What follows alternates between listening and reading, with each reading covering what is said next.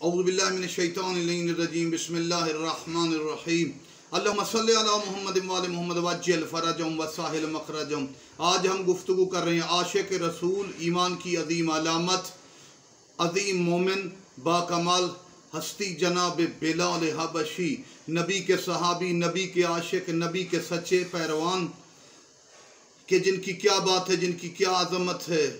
نبی کے ساتھ حقیقی عشق کیا، پھر نبی کے بعد آل رسول سے بھی پیار کیا۔ جناب بلال کو اللہ سے اور نبی سے حقیقی لگاؤ، عبادت گزار اور بعظمت تھے۔ ان کی عبادت، شرافت، صداقت کی وجہ سے یہ مؤذن رسول بن گئے۔ نبی کے دور میں اذان دیتے تھے، حتیٰ کہ ان کی زبان میں تھوڑی سی لڑکھڑاہٹ تھی، یہ اشہد ان لا الہ الا اللہ کو اشہدو کو اسدو پڑھتے تھے۔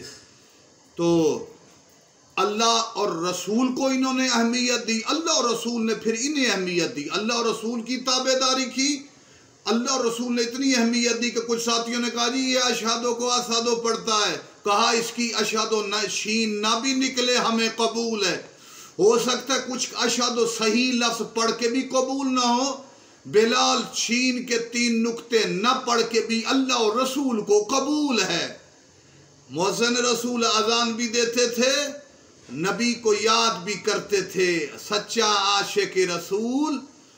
اور اس کے بعد نبی کے بعد اذان دینا چھوڑ دی، نبی گئے تو آل رسول کی مظلومیت محمد و آل محمد کو دیکھ کر شام کی طرف چلے گئے، مدینہ بھی چھوڑ دیا۔ نبی نہیں ہے، علی غمزدہ ہیں، زہرا غمزدہ ہیں، برداشت نہ کر سکے، بلال حبشی چلے گئے شام کی طرف۔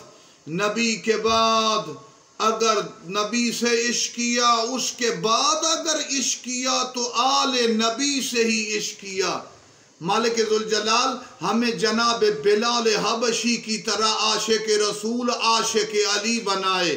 حتیٰ کہ جناب بلال جب واپس آئے کسی کے کہنے پر اذان نہیں دی، بی بی نے کہا تو اذان شروع کی، اشہد ان محمد رسول اللہ تک پہنچے تو پھر عجیب مدینہ میں کیفیت ہوئی۔ اذان نہیں دینی تھی نبی کے بعد، اگر اذان کی طرف تھوڑے متوجہ ہوئے تو زہرا کی طرف۔